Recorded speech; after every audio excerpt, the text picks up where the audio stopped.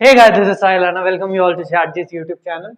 आज की इस वीडियो में हम अपना नया chapter reflection of light ICC 9 का स्टार्ट करने वाले थे। हमारा पहला लेक्चर है, तो इसमें हम लोग ये फॉलोइंग टॉपिक्स को कवर करने वाले होंगे।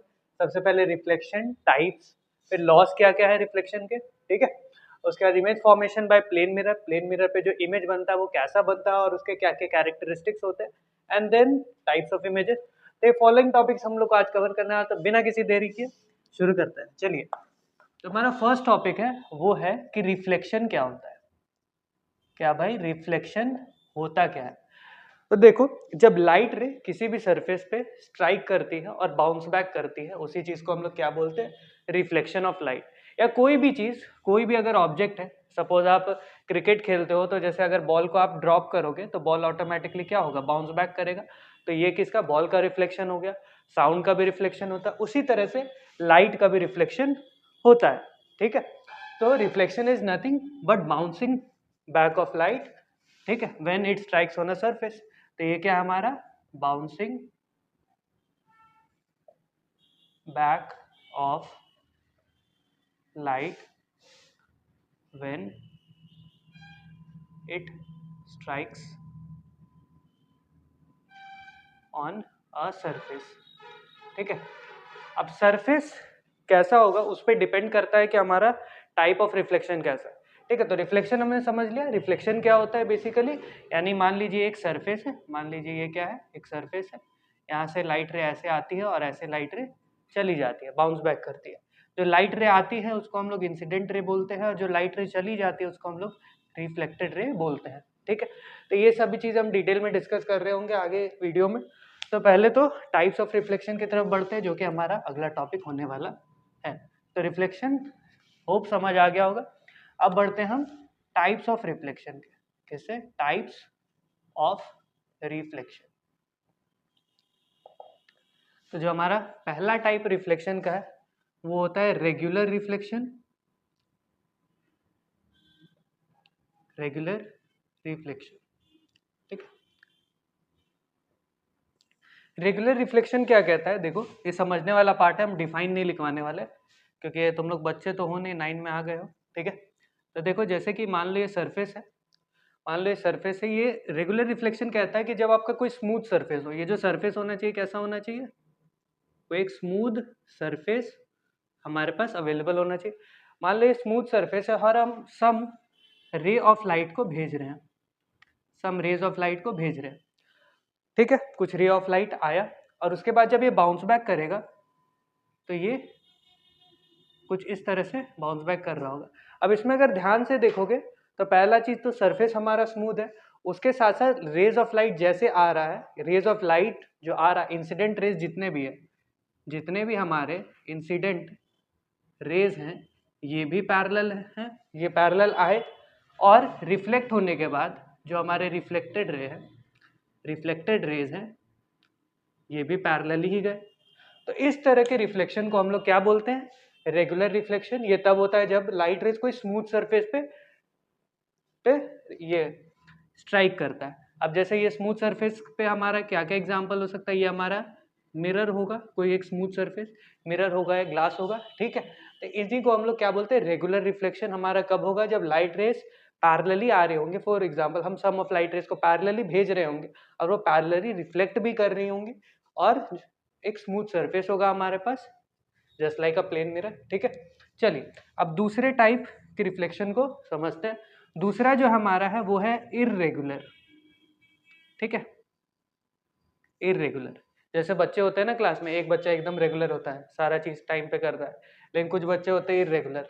असाइनमेंट जमा करना है 10 तारीख को, 9 तारीख को जागेंगे, कह रहे कल असाइनमेंट है, उसी बाद रात भर जाके असाइनमेंट बनाएंगे, तब जाके असाइनमेंट जमा करेंगे, ठीक है। तो वैसे नहीं बनना, ये बच्चे के जैसे बनना है, रेगुलर बच्चे के जैसा, इसके जैसा मत बनना, ठीक है। चलो देखो, इर्रेगुलर रिफ्लेक्शन क्या है? इर्रेगुलर रिफ्लेक्शन में लाइट रेज तो पैरेलली आएंगे, यानी कि ये मतलब इस तरह से समझो कि जैसे ये जो लाइट रेज आ रहे थे, ये आपको काम दिया जा रहा था, और जैसे जैसे आपको काम मिलता जा रहा था आप काम करते जा रहे थे। फॉर एग्जाम्पल, अच्छे बच्चे जैसा। बट ये बच्चा थोड़ा गंदा है, ठीक है। ये बच्चा क्या करता है? ये बोलता है कि नहीं, मेरा जब मूड करेगा, जैसे मूड करेगा, हम काम को कंप्लीट तो करेंगे बट हम रेगुलरली नहीं करेंगे। तो जैसे आपने फॉर एग्जांपल ये लाइट रेज क्या होंगी, ये पैरेलली सरफेस को हिट कर रही होंगे और ये जो हमारा सरफेस होगा ये स्मूथ नहीं होगा, ठीक है, ये थोड़ा सा अनइवन सरफेस होगा कुछ ऐसा, ठीक है, जैसे बनाते हैं, ठीक है, ये स्मूथ ना होकर के थोड़ा सा रफ सरफेस होगा। ये कैसा सरफेस होगा, रफ सरफेस होने वाला है। तो इस रफ सरफेस में क्या होगा, लाइट रेज तो पैरेलल आएंगी, ये तो पैरेलल है, जो इंसिडेंट रेज है आई आर का मतलब समझ जाना, ये आई आर का मतलब होता है इंसिडेंट रेज। मेरे पूरे वीडियोज में जहाँ पर भी आई आर दिखे तो समझ जाना वो इंसिडेंट रेज मैंने लिखा हुआ है, ठीक। अभी इंसिडेंट रेज लाइट रेज आ रही है और ये क्या कर रही है, ये मान लो एक लाइट रे ऐसी चली गई, कोई लाइट रे ऐसी चली गई, फिर कोई लाइट रे जिस मतलब उसी साइड चली गई जिस साइड से आई थी और उसी साइड चली गई। तो इस टाइप के रिफ्लेक्शन को हम लोग इर्रेगुलर रिफ्लेक्शन बोलते हैं। यानी ये बच्चा काम तो करेगा, ये लाइट रेज को रिफ्लेक्ट तो करेगा बट अपने अकॉर्डिंग करेगा, ठीक है, ये अच्छे बच्चे जैसा नहीं करने वाला, सिंपल है। तो इर्रेगुलर रिफ्लेक्शन क्या होता है, समझ आ गया होगा। रेगुलर रिफ्लेक्शन क्या हो गया होता है, समझ आ गया होगा। चलिए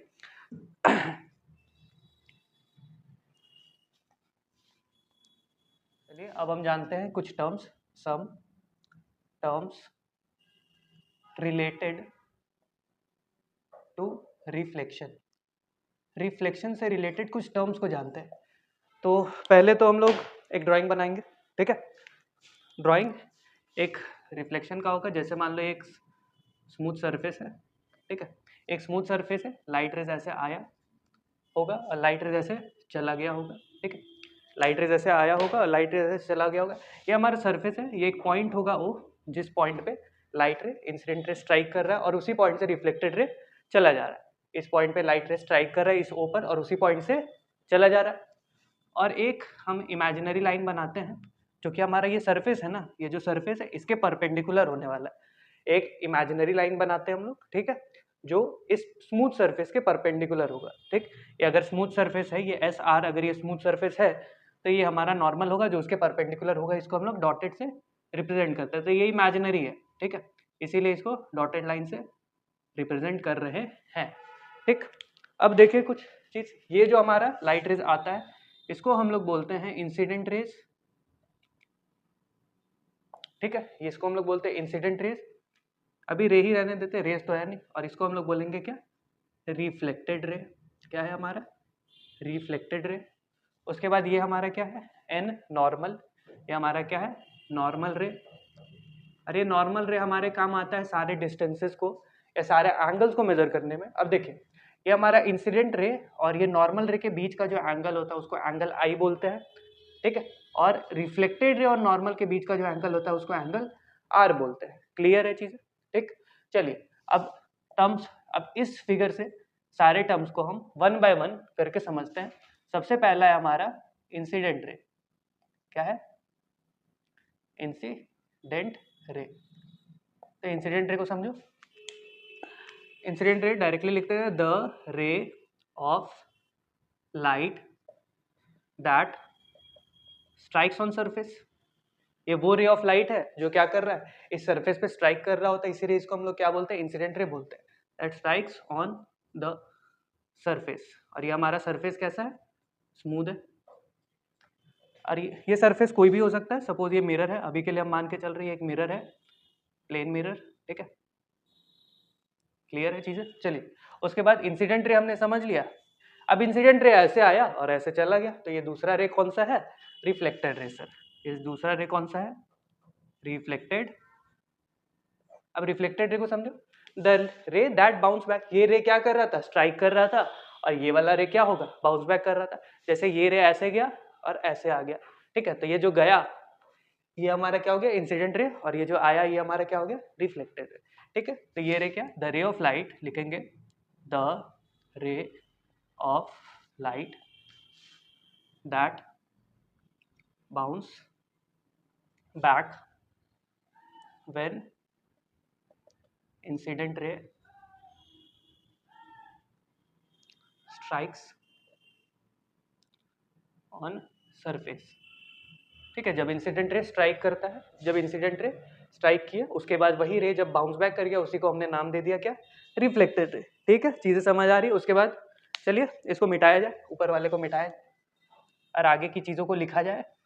आप लोग पॉज कर करके लिखना या तो स्क्रीनशॉट ले लेना, ठीक है। नंबर थर्ड हमने इसकी बात कर ली, इसकी बात की ली, इसकी भी बात कर लेते हैं। अब ये जो है हमारा, ये है क्या, नॉर्मल रे।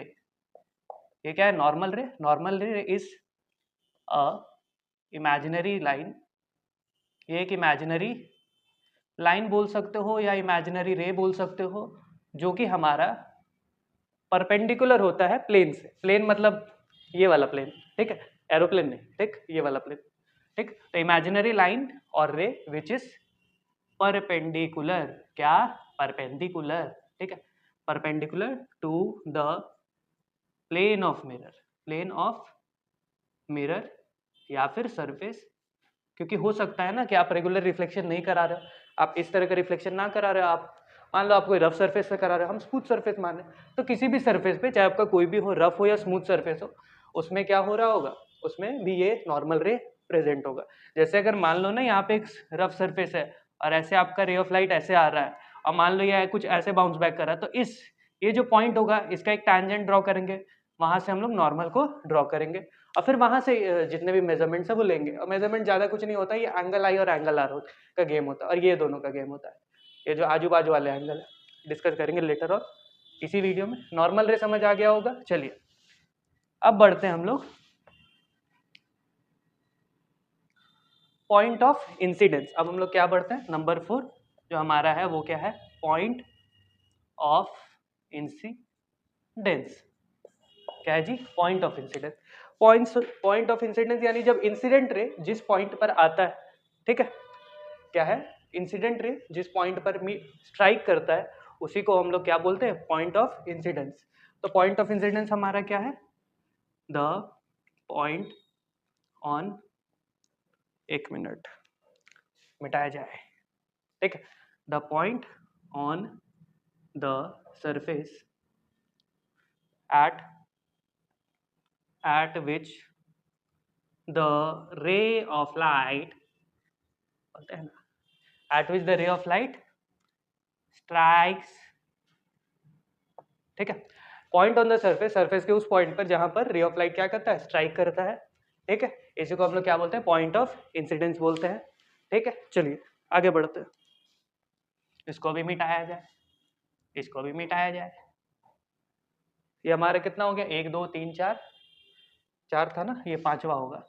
5वां है हमारा, लिख लो, angle of incidence, angle of incidence, जो कि आपको फिगर में, इस फोटो में एंगल आई जैसा दिख रहा होगा, ठीक है, एंगल आई जैसा दिख रहा है, यही हमारा क्या है, एंगल ऑफ इंसिडेंस। तो एंगल ऑफ इंसिडेंस है क्या, it is basically angle between incident ray and normal रे, ठीक है, नॉर्मल रे और इंसिडेंट रे के बीच का जो एंगल होता है उसी को हम लोग क्या बोलते हैं, एंगल आई, ठीक है बचवा। उसके बाद अब एंगल आई है तो उसका एक भाई भी है बाजू में, एंगल आर, इसको भी समझो। ये है हमारा एंगल ऑफ रिफ्लेक्शन, ये क्या है हमारा, angle of reflection which is denoted as angle R. ये क्या भैया, एंगल आर है, ठीक है। अब ये एंगल आर जो है ये किसके किसके बीच का एंगल है, देखो इंसिडेंट रे और नॉर्मल के बीच वाला एंगल तो एंगल आई था, और इंसिडेंट रे और नॉर्मल के बीच का एंगल आई, ठीक है, ठीक है। उसके बाद नॉर्मल और रिफ्लेक्टेड रे या फिर रिफ्लेक्टेड रे और नॉर्मल के बीच का जो एंगल है वो क्या है, उसको हम लोग एंगल आर बोलेंगे, ठीक है। एंगल ऑफ रिफ्लेक्शन क्या है हमारा, it is the angle between, it is the angle between reflected ray, what is reflected ray, high वाला, हाई, ठीक बा। तो it is the angle between reflected ray and normal रे, नॉर्मल रे और रिफ्लेक्टेड रे के बीच का एंगल जो होता है उसको हम लोग एंगल आर बोलते हैं, ठीक है। चलिए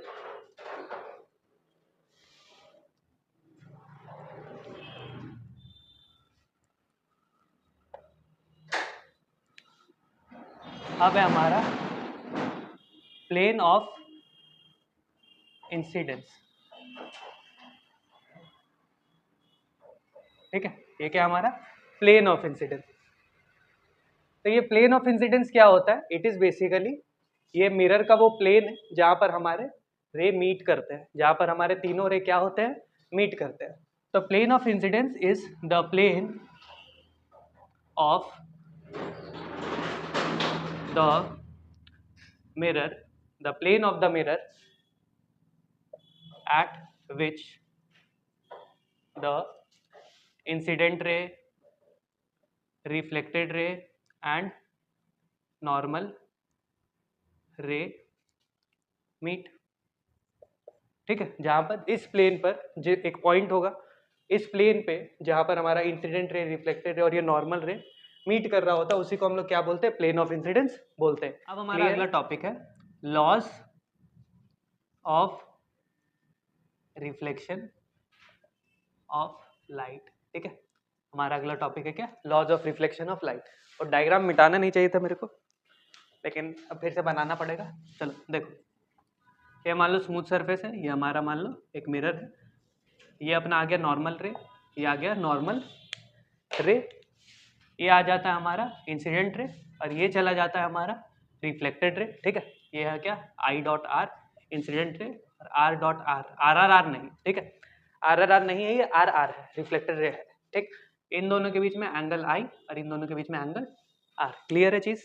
चलिए अब लॉस को समझते हैं, क्या क्या लॉ है. और ये पॉइंट था हमारा पॉइंट ऑफ इंसिडेंस, वो क्या है हमारा पॉइंट ऑफ इंसिडेंस. ठीक, क्लियर. चलिए, तो हमारे पास दो लॉ है. ठीक है, पहला लॉ ये कहता है कि एंगल आई और एंगल आर क्या होने वाले हैं, इक्वल होने वाला है. पहला चीज क्या है कि एंगल आई और एंगल आर क्या होने वाले, इक्वल.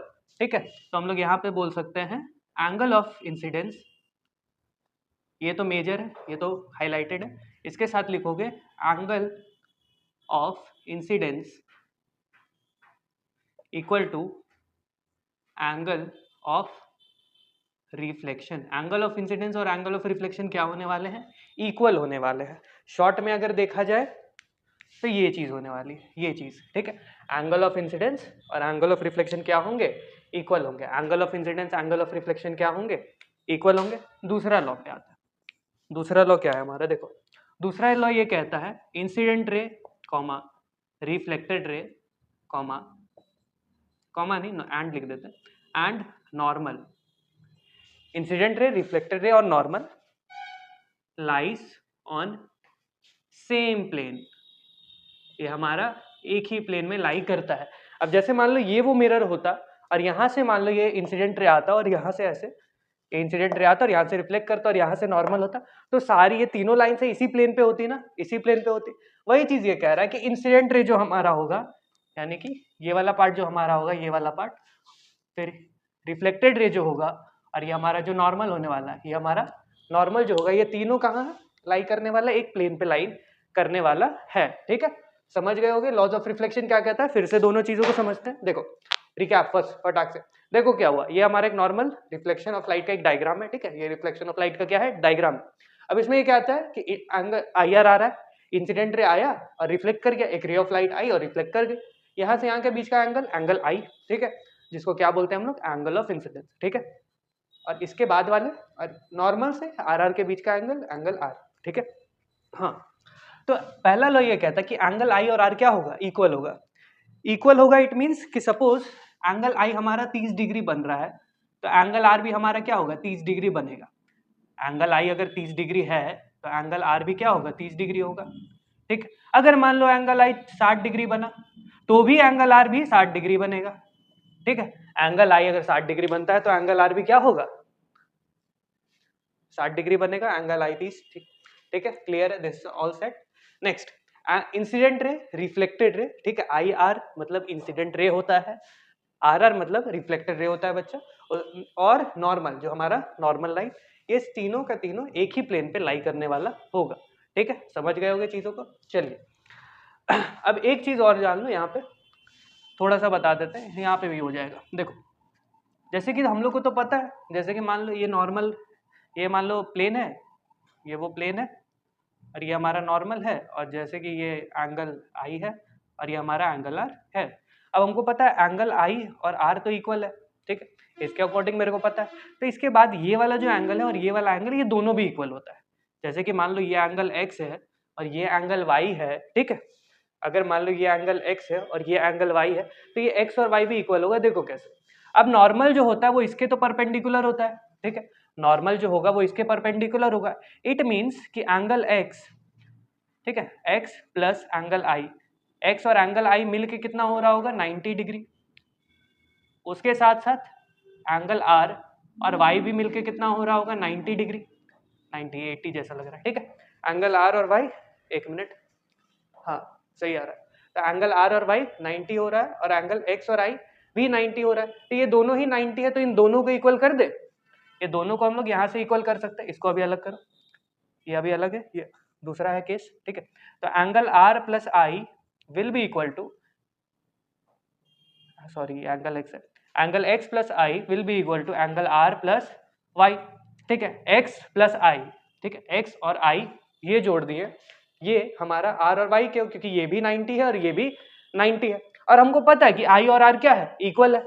तो इधर अगर करेंगे angle x plus angle i minus angle r is equal to y। ठीक है, एंगल y, ठीक, तो एंगल i और r तो इक्वल है, तो ये दोनों क्या होंगे, कट जाएंगे, मर जाएंगे। ठीक, तो angle x is equal to angle y हमारा ये भी प्रूव्ड होता है। ठीक है, तो ये भी एंगल्स भी इक्वल होंगे। ये चीज हमें याद रखना कि ये दो एंगल जो बन रहे हैं एंगल x और y ये भी इक्वल होते हैं। ठीक है, क्लियर है, समझ गए।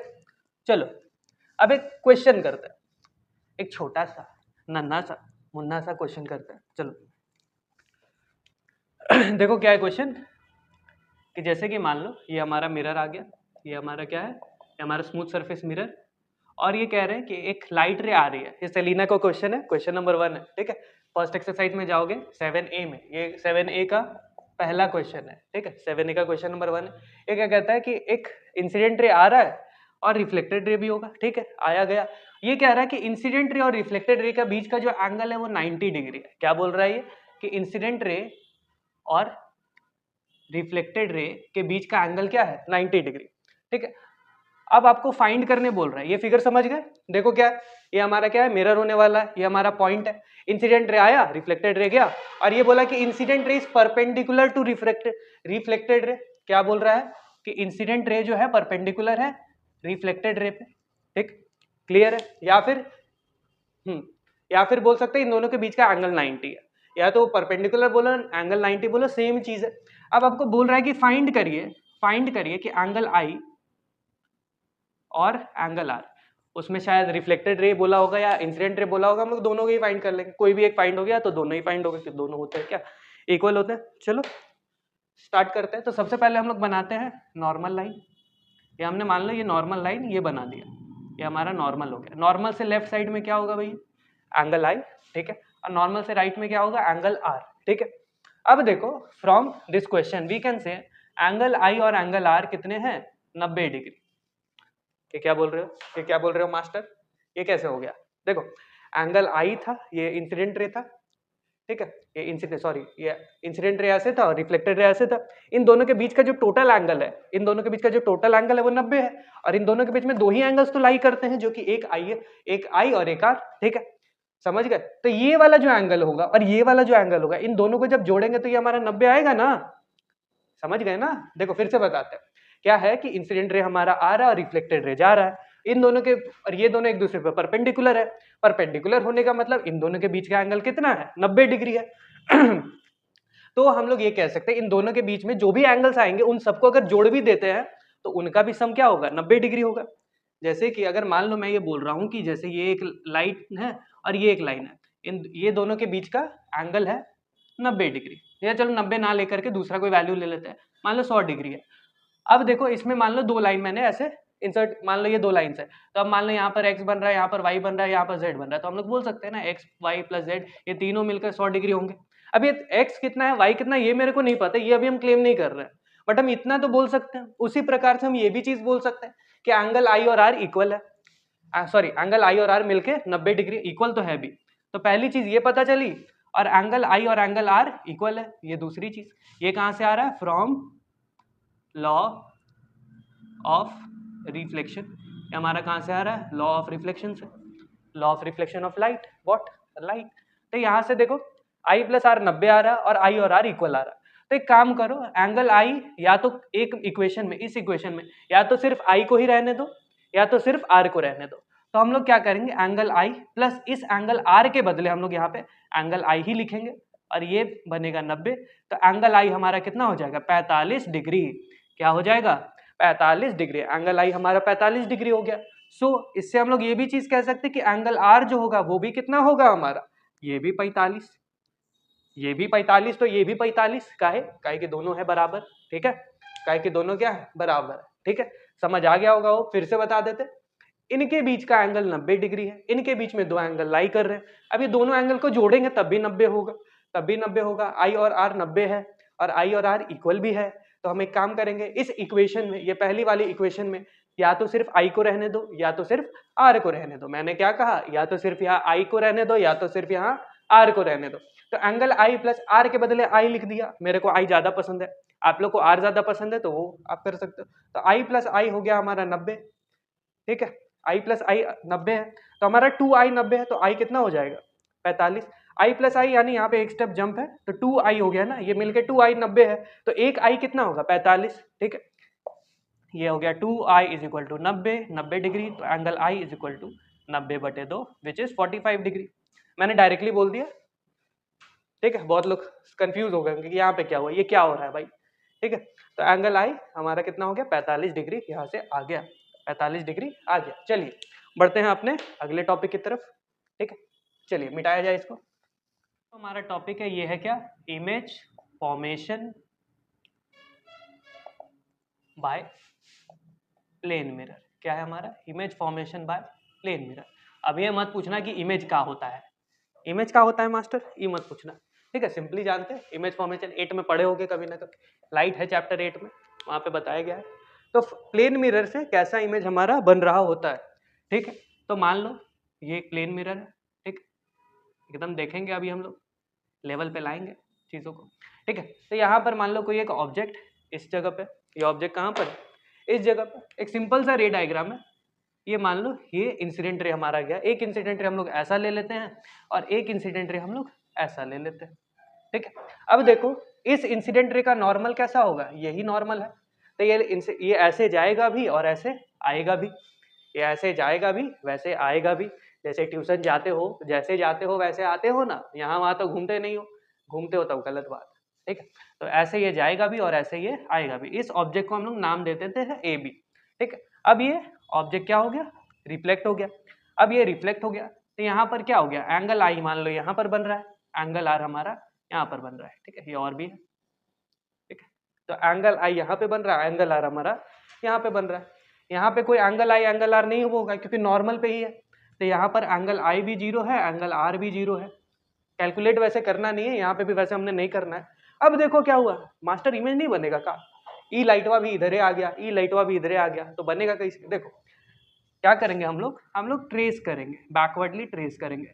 जब आपको कोई चीज़ समझ नहीं आती ना तो उसकी जड़ तक पहुंचना चाहिए, तो इसकी भी जड़ तक जाते हैं, तो इसको बैकवर्डली ट्रेस करते हैं इस तरफ और इसको भी हम लोग बैकवर्डली ट्रेस करते हैं इस तरफ, ठीक है, इसको भी हम लोग बैकवर्डली ट्रेस करते हैं इस तरफ। ये एक पॉइंट पे मिल रहा होगा, ये क्या है, एक पॉइंट पर मिल रहा है हमारा, ठीक है, ये हमारा एक पॉइंट पर मिल रहा होगा और यहीं से फिर हमारा इमेज बन जाएगा। ये हमारा क्या था, ऑब्जेक्ट था, ये हमारा क्या था, OBJ ऑब्जेक्ट, ये हमारा क्या होगा, इमेज, ठीक है। ये AB है तो ये भी हमारा क्या होगा, AB, A', B' बोल देते हैं, ठीक है, ठीक है। तो image formation by plane mirror clear है, फिर से बताते हैं। ऑब्जेक्ट रख लिया, एक लाइट रे इधर चला गया, एक लाइट रे स्ट्रेट जा रहा है, ये उसी से रास्ते वापस आ जाएगा, बाउंस बैक, क्योंकि नॉर्मल हमने किस पे बनाना, इसके लिए नॉर्मल ये वाला होगा, ठीक, इसके लिए नॉर्मल ये वाला होगा, ठीक। अब ये बाउंस बैक कर जाएगा और फिर इसको हम लोग बैकवर्डली ट्रेस करेंगे, इसको हम लोग बैकवर्डली ट्रेस करेंगे। ये भी डॉटेड लाइन से हम बना देते, थोड़ा बढ़िया से बनाया जाए क्योंकि डायग्राम बढ़िया से बनाओ तभी समझ में आता है गुरु, ठीक है। तो इसको बनाया जाए, ठीक। ये हमारा ऑब्जेक्ट ये रहा और इमेज हमारा ये रहा। अब इमेज फॉर्मेशन तो देख लिया प्लेन मिरर का, अब जो इमेज है उसका बहुत सारे कैरेक्टरिस्टिक्स भी आपने पढ़ना है, तो क्या क्या कैरेक्टरिस्टिक्स है वो जानते हैं, ठीक है, क्या क्या कैरेक्टरिस्टिक्स है वो जानते हैं। तो नंबर 1 पे आते हैं, पहला characteristic, height of the object जो होगा और हाइट ऑफ द इमेज जो होगा वो दोनों क्या होगा, सेम सेम, ठीक है। हाइट ऑफ द ऑब्जेक्ट और हाइट ऑफ द इमेज क्या होने वाला है, सेम होने वाला है, यानी HI will be equal to HO, HI मतलब height of the image will be equal to height of the object, ठीक है। तो हम लोग यहाँ लिखते हैं हाइट ऑफ इमेज, जो हमारा इमेज बना है उसके पहला कैरेक्टरिस्टिक क्या है, उसकी जो हाइट है, हाइट ऑफ द इमेज अगर कुछ भी है, मान लो height of the image 6 foot है, मान लो कोई स्टूडेंट है 6 फुट का, वो मिरर के सामने खड़ा होगा, अंदर वाला जो होगा वो भी 6 फुट का होगा, तो height of the image is equal to height of object. ठीक है, पहली चीज ये पता चले। दूसरी चीज भी पता चली कि हमारा, मान लो ये हमारा मिरर था, ठीक है, ये मिरर का नाम दे देते कुछ, ये मिरर है, मिरर से आपकी जो डिस्टेंस है, मिरर से ऑब्जेक्ट की जो डिस्टेंस है और मिरर से इमेज की जो डिस्टेंस है, ये दोनों क्या होने वाली है, सेम होने वाली है। यानी कि ये हमारा जो, एक मिनट रेड से किया जाए, लालम लाल, तो ऑब्जेक्ट डिस्टेंस जो होने वाला है और जो इमेज डिस्टेंस होने वाला है, ये दोनों क्या होने वाला है, सेम होगा। ऑब्जेक्ट डिस्टेंस और इमेज डिस्टेंस क्या होने वाले हमारे, सेम होने वाले। क्लियर है भाई, क्लियर है। तो यहाँ पे दूसरा चीज हम ये लिखेंगे, दूसरी बात हम ये लिखेंगे कि डिस्टेंस बिटवीन